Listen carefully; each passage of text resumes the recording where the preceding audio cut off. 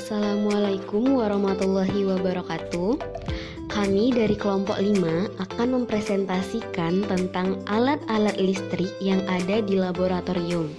Sebelumnya saya akan memperkenalkan anggota dari kelompok 5. Saya sendiri yaitu Kamila Febriani. Selanjutnya ada Fauziah Arifah Hasanah. Selanjutnya ada Rosidia Rani Purba. Dan yang terakhir ada Dian Fitriani. Baiklah, langsung saja kita masuk ke materi kita. Baiklah, saya Kamila Febriani akan menjelaskan tentang timbangan digital. Timbangan digital adalah suatu alat timbangan elektronik yang bisa untuk mengukur berat. Timbangan digital ini tidak sama dengan timbangan kuno, karena timbangan digital menggunakan prinsip teknologi sel beban di mana sel elektronik mengukur muatan benda di dalam keadaan tertentu. Timbangan digital termasuk salah satu bagian dari timbangan analitik.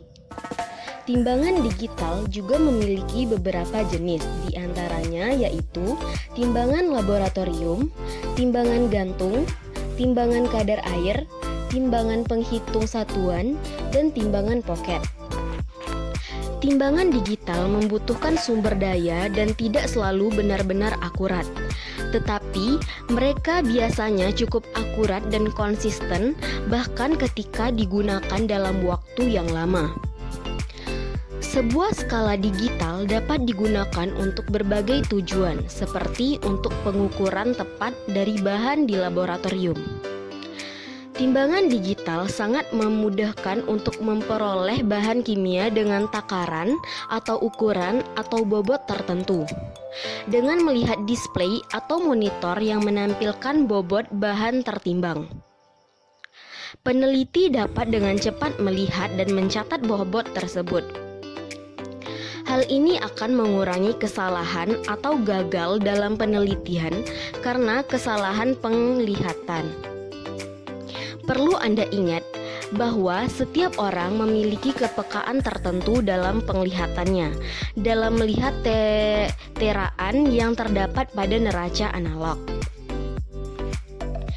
Tingkat ketelitian pada timbangan digital ditunjukkan dengan jumlah 0 setelah koma.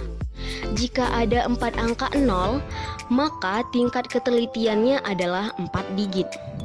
Jadi, toleransi kesalahan akan lebih kecil jika dibandingkan dengan timbangan digital 2 digit. Dengan demikian, kamu dapat menimbang bahan hingga 0,0001 gram dengan neraca analitik digital 4 digit. Hal tersebut tidak dapat kamu lakukan jika kamu menggunakan neraca dengan ketelitian 2 digit. Karena timbangan digital digunakan untuk kimia, fisika, dan penelitian medis, maka haruslah sangat akurat. Masalah dapat terjadi akibat ketidakakuratan sekecil massa beberapa butir pasir. Reaksi kimia sering membutuhkan jumlah yang tepat dari zat tertentu untuk sukses menjalankan sampai selesai. Sehingga alat timbangan digital ini diperlukan untuk mengukur suatu berat yang memiliki tingkat ketelitian yang cukup tinggi. Sebuah skala digital digunakan untuk keperluan laboratorium seringkali berisi kotak kaca sekitar permukaan pengukuran untuk mencegah perubahan massa dihasilkan dari arus udara menerapkan sedikit tekanan ke permukaan pengukuran. Hal ini sering terjadi ketika benda hangat atau panas atau zat yang diukur sebagai perbedaan suhu dapat menyebabkan arus udara yang mengubah pengukuran berat badan. Neraca digital merupakan alat yang sering digunakan di laboratorium untuk menimbang bahan yang akan digunakan. Perawatan dalam penggunaan neraca digital sangat diperlukan untuk mendapatkan data yang akurat. Oleh karena itu, ada beberapa hal yang harus diperhatikan dalam menggunakan timbangan digital, yaitu pertama, penyimpanan neraca digital. Dalam penggunaan neraca digital, haruslah diperhatikan tempat penyimpanannya, karena akan mempengaruhi kerja alat pada neraca digital. Hal yang harus diperhatikan yaitu letakkan timbangan pada meja datar yang stabil. Yang selanjutnya yaitu gunakanlah stabilizer untuk menstabilkan tegangan. Selanjutnya, simpan timbangan di posisi yang tidak terkena sinar matahari langsung. Selanjutnya, pastikan suhu ruang tidak naik dan turun atau stabil. Dan yang terakhir yaitu pastikan timbangan di posisi yang tidak berada di aliran udara langsung. Contohnya berhadapan langsung dengan AC. Yang kedua yaitu kebersihan timbangan digital. Kebersihan timbangan harus dicek setiap kali selesai digunakan. Bagian alat timbangan harus dibersihkan dengan menggunakan sikat, kain halus, atau tisu. Dan membersihkan timbangan secara keseluruhan, timbangan harus dimatikan. Kemudian piringan atau pan timbangan dapat diangkat dan seluruh timbangan dapat dibersihkan dengan menggunakan pembersih seperti deterjen yang lunak. Campurkan air dan etanol atau alkohol. Sesudah dibersihkan, timbangan dihidupkan dan setelah dipanaskan, cek kembali dengan menggunakan anak timbangan. Yang ketiga yaitu penggunaan timbangan digital.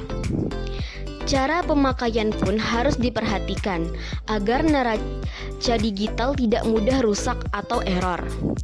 Berikut adalah prosedur yang harus diketahui dan dilakukan dalam mengoperasikan neraca digital sebelum hingga setelah penimbangan.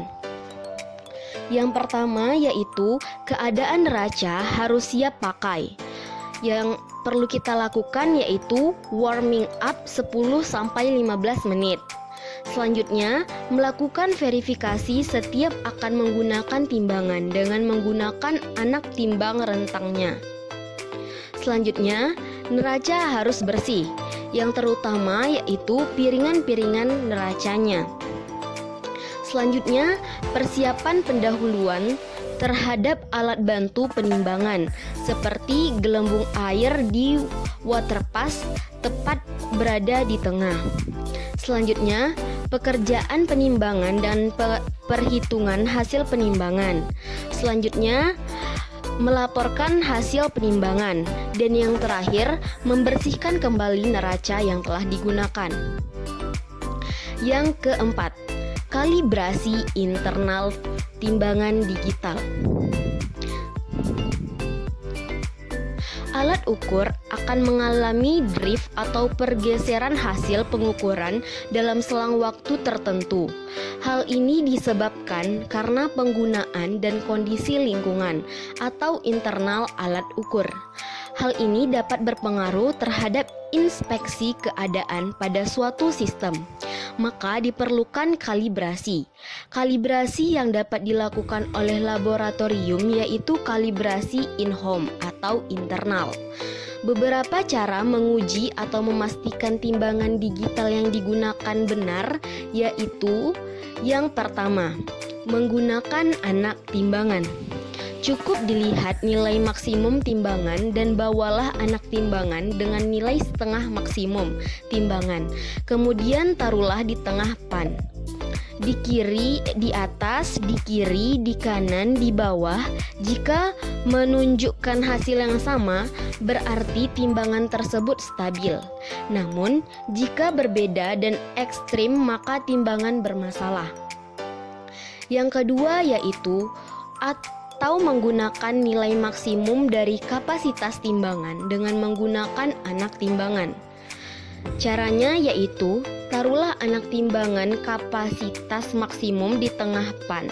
Lihat hasilnya dan bandingkan dengan nilai anak timbangan sebenarnya. Perbedaan antara nilai benar dengan nilai yang terbaca adalah koreksi. Nilai koreksi tersebut bisa menjadi acuan apakah timbangan masih valid dengan rank yang dipersyaratkan di berbagai literatur internasional. Baiklah, sekian penjelasan dari saya. Selanjutnya akan dilanjutkan oleh pemateri selanjutnya. Baiklah, saya Fauzia Arifah Hasana akan melanjutkan penjelasan dari pemateri sebelumnya. Di sini kita akan membahas tentang komponen timbangan digital. Seperti yang kita lihat di PPT, komponen timbangan digital ada up windbreak, right windbreak, left windbreak, sample pen, fit adjust level, water pass, LCD, menu function, power enter function, dan print function. Nah, di sini ada windbreak. Windbreak itu ada di atas, di kanan, dan di kiri. Nah, windbreak ini berfungsi untuk melindungi neraca dari pengaruh udara, suhu, dan tekanan dari luar. Lalu ada sample pen. Sample pen berfungsi sebagai tempat sampel yang akan ditimbang. Setelah itu ada water pass. Water pass berfungsi sebagai penanda posisi neraca pada saat akan digunakan. Neraca harus dalam posisi yang seimbang pada saat penggunaannya agar data yang dihasilkan akurat. Posisi yang benar ditandai dengan gelembung pada water pass tepat ada di tengah. Selanjutnya ada fit adjust level. Fit adjust level ini berfungsi untuk mengatur posisi neraca. Jadi, jika gelembung itu tidak berada di tengah, kita bisa mengaturnya di fit adjust level ini. Selanjutnya ada LCD. LCD berfungsi sebagai penunjuk massa dari sampel yang ditimbang. Lalu ada menu function. Menu function merupakan tombol untuk pengaturan pada neraca. Biasanya digunakan untuk mengatur satuan massa. Lalu ada power enter function. Merupakan tombol untuk menyalakan neraca, dan tombol ter berfungsi untuk mengatur neraca dalam keadaan nol. Dan terakhir ada print function. Print function ini merupakan tombol yang berfungsi untuk mengeluarkan data ke printout. Nah, ini apabila neraca terkoneksi dengan printer. Selanjutnya, cara penggunaan timbangan digital. Yang pertama, pastikan timbangan dalam kondisi setimbang dengan melihat gelembung yang ada pada water pass. Usahakan gelembung tersebut berada di tengah.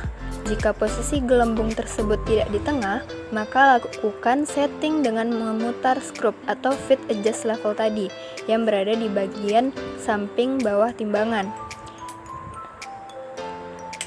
Membuat gelembung tersebut berada di tengah disebut kalibrasi atau menyetarakan timbangan. Yang kedua, hubungkan timbangan analitik digital dengan sumber daya atau power supply. Yang ketiga, tekan tombol on. Setelah sekian detik, timbangan akan menyala dan menunjukkan angka 0. Jumlah angka 0 setelah koma menunjukkan tingkat ketelitian timbangan tersebut. Dengan demikian, timbangan analitik siap digunakan untuk mengukur massa. Yang keempat, letakkan wadah di atas piringan pen atau sampel pen tadi dan tutuplah penutup timbangan. Yang kelima, tekan tombol ter pada neraca. Nah, LCD atau monitor akan mendisplay angka 0 karena bobot wadah telah dinolkan atau di-reset. Yang keenam, ambil bahan yang ingin ditimbang dan letakkan di atas wadah. Di sini kita harus berhati-hati, jangan sampai bahan yang ingin kita timbang menjadi tumpah atau tercecer dan mengotori timbangan. Terlebih lagi, bahan kimia yang sensitif dan korosif seperti asam kuat ataupun basa kuat. Jika perlu, kita keluarkan wadah tersebut dari timbangan, lalu letakkan bahan dan masukkan lagi ke wadah dalam timbangan. Ingat, jangan menekan tombol apapun pada langkah ini. Yang ketujuh, tutup semua pintu kaca dan baca angka yang tertera di LCD atau monitor. Setelah itu, kita bisa mengurangi massa wadah tadi dengan bahan untuk mendapatkan massa benda yang ingin kita dapatkan pada tahapan ini. Lalu, yang kedelapan, catat massa benda yang tadi ditimbang. Lalu yang kesembilan, tekan tombol off dan matikan aliran listrik dengan mencabut stop kontak atau sumber daya tadi. Alat listrik selanjutnya adalah water bath. Water bath adalah alat yang digunakan untuk mempertahankan suhu yang seragam di seluruh cairan yang terkandung dalam wadah kaca dengan menjaganya dalam air yang dipanaskan terlebih dahulu. Waterbed diilustrasikan sebagai sebuah alat yang berisi air yang dapat mempertahankan suhu air dalam kondisi tertentu. Dengan alat waterbed diharapkan dapat mengurangi jumlah penguapan cairan yang sedang dipanaskan. Setelah kita mengenal apa itu waterbed, selanjutnya kita akan mengetahui fungsi dari waterbed. Fungsi yang pertama yaitu sebagai pemanas yang digunakan sebagai media untuk menyeragamkan larutan.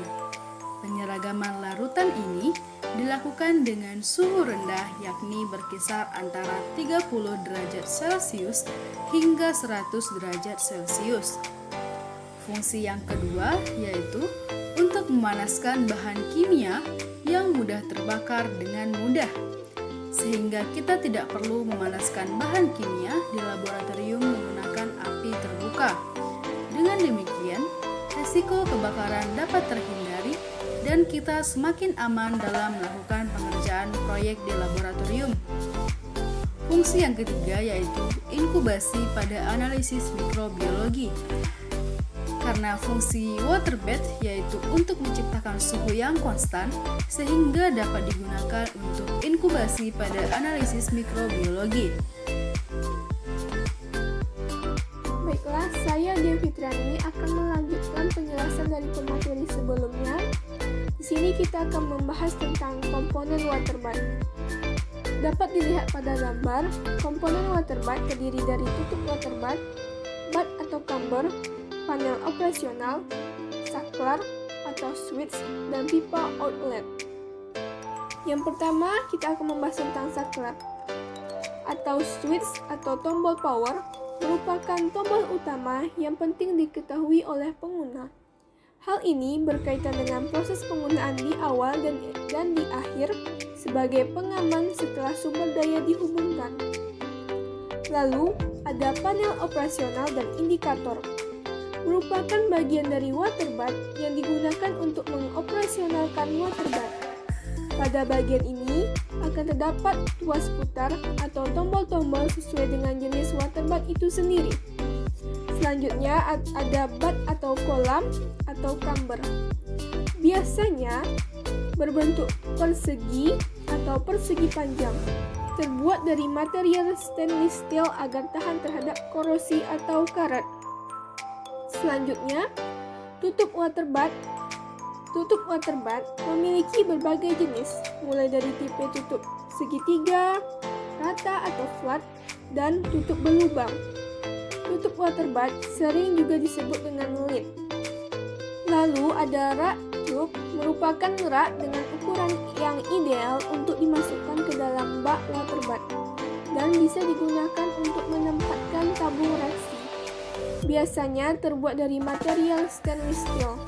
Dan yang terakhir ada pipa outlet, merupakan bagian penting dari waterbed karena dengan adanya pipa pembuangan ini, proses membersihkan atau membuang air pada camber menjadi lebih mudah. Pada beberapa jenis waterbed, pipa outlet ini memiliki keran yang bisa dibuka atau ditutup. Selanjutnya, saya akan menjelaskan cara penggunaan waterbed. Hal yang pertama yang perlu diperhatikan sebelum menggunakan waterbed adalah membaca buku petunjuk penggunaan. Hal ini menjadi penting karena mungkin saja ada perbedaan cara pengoperasian waterbed satu dengan yang lainnya.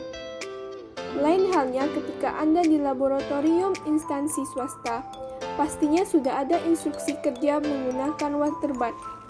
Berikut adalah uraian secara umum tentang cara menggunakan waterbed. Yang pertama, buka penutup waterbed dan isi dengan menggunakan air suling atau aquades. Sebisa mungkin hindari penggunaan air sumur atau air PDAM untuk menghindari korosi pada camber waterbed. Pastikan mengisi sesuai dengan kebutuhan, tidak kurang dan tidak juga berlebihan. Lihat indikator penunjuk jumlah air pada sisi camber waterbed. Yang kedua, Tempatkan cairan yang akan dipanaskan pada labu Erlenmeyer atau tabung reaksi.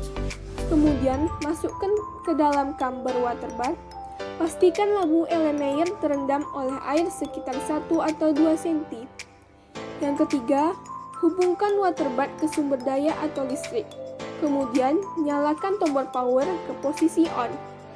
Keempat, lakukan pengaturan suhu sesuai dengan kebutuhan dan lakukan pula pada pengaturan waktu pemanasan. Tekan tombol start dan biarkan proses pemanasan berjalan sesuai dengan waktu yang telah ditentukan. Yang kelima, setelah proses berakhir, tekan tombol stop.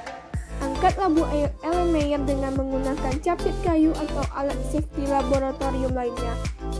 Hati-hati, mungkin saja suhu waterbath panas dan bisa saja mengagetkan Anda. Yang keenam, ulangi proses di nomor 2, 4, dan 5 jika ternyata ada banyak sampel yang perlu dipanaskan. Selanjutnya, tambahkan air suling jika dirasa sudah melewati batas minimum. Yang ke-8, kosongkan waterbath jika sudah tidak digunakan. Hati-hati ketika membuang air dari pipa outlet.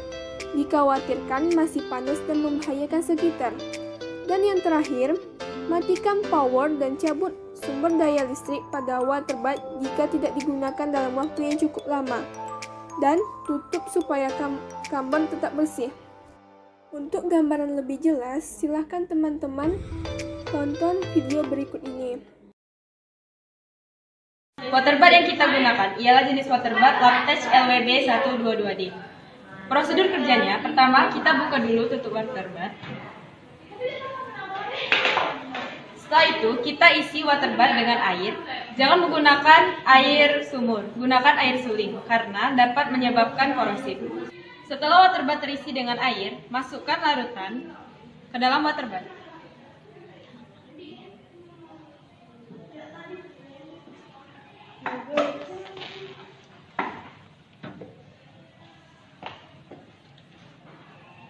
Setelah itu, colokkan kabel pada arus listrik.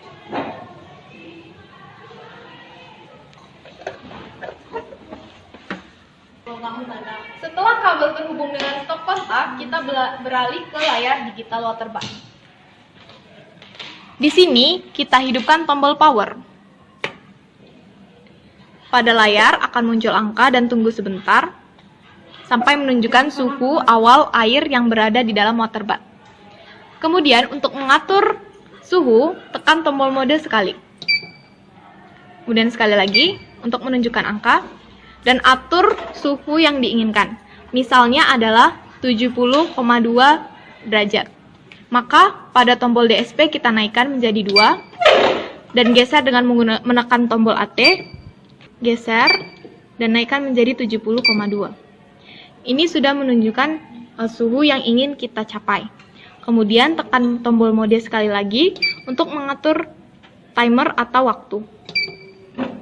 Misalnya kita ingin mengatur pada waktu 20 menit. Maka ubah dengan menekan tombol DSP kembali, geser dan naikkan menjadi 20 menit. Kemudian tekan tombol mode sekali dan tekan tombol start. Lampu pada timer akan berkedip-kedip berwarna hijau. Itu artinya alat mulai bekerja. Pada tombol ring di sini kita putar hingga lampu pada ring berwarna merah. Seperti ini. Turunkan reng suhu sampai dengan tidak ada lampunya berwarna merah lagi. Tekan tombol stop untuk mematikan. Kemudian tekan tombol power untuk mematikan alat. Setelah itu cabutkan kabel pada stop kontak. Selanjutnya rapikan stop kabelnya. Selesai.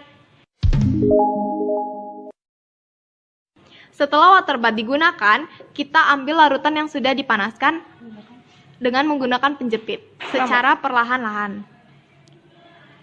Letakkan di bawah. dan kemudian ambil lagi yang satunya.